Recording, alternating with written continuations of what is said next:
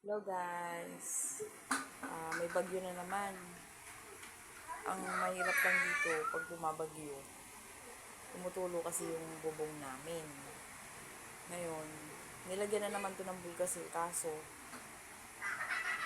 hindi namin alam kung saan nagagaling yung tulo, hindi mahuli ng asawa ko yung eksaktong butas. Kaya nabubulok yung ano namin, yung ayan, yung nilagay ni tatay na tabla. Kasi nilagay ni tatay ng tabla yan eh. Para hindi mainit kasi bababa lang yung yero. Kaya pag mainit dito, halos hindi kami makapag-stay sa loob kasi para kaming nasa oven. Kasi kahit yan, mga gilid-gilid, yan o, kahit ito, yan, ano yan, yero yan, nilagyan lang ng tabla. Para kahit papano masala niya yung init. Kaso hindi din talaga kinakaya. Ang problema nga ngayon, umuulan. Kapag maulan, ayan ang nangyayari. Ayun, tignan nyo dun. Yan. Basa yan. Tapos may konti pang butas doon. Kasi nga, hindi naman pa nasasarado. Nilagyan ko lang kasi siya ng wallpaper para mas kahit pa paano, okay yung itsura niya. Kasi wala kaming pambiling pintura. Ayan o. Nabubulok na siya. Ayan. Ayan o. Tapos ito lalo na. Ayan. Kita nyo. Tulo siya dito. Ayan. Nilagyan ko basahan. Tapos ayan. Nakikita nyo yan. Minsan makikita ko marami ng tubig dito. Ayan. Tapos meron na din doon. Meron na din doon. Kasi hindi pa siya masyadong close. Tapos ito kasi natutulog yung mga anak ko.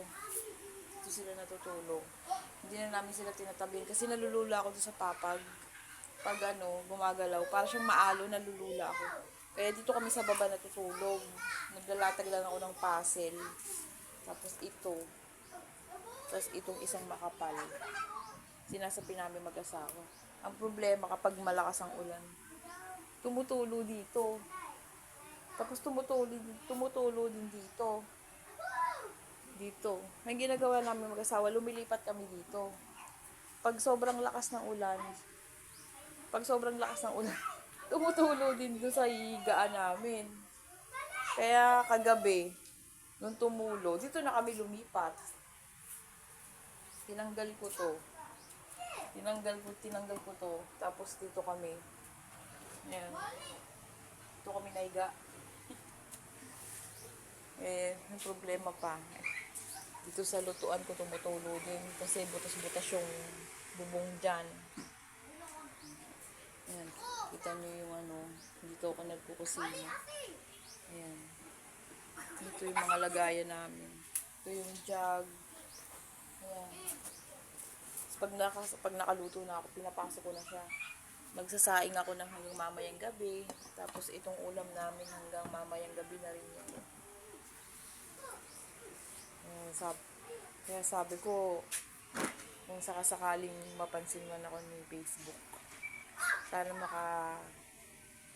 mapagawa namin, magkaroon kami sariling CR, tapos magkaroon kami ng sariling kontador ng tubig, at saka ng ilaw. Ay, alam ko hindi naman ganun kadali, pero sana may awa si Lord.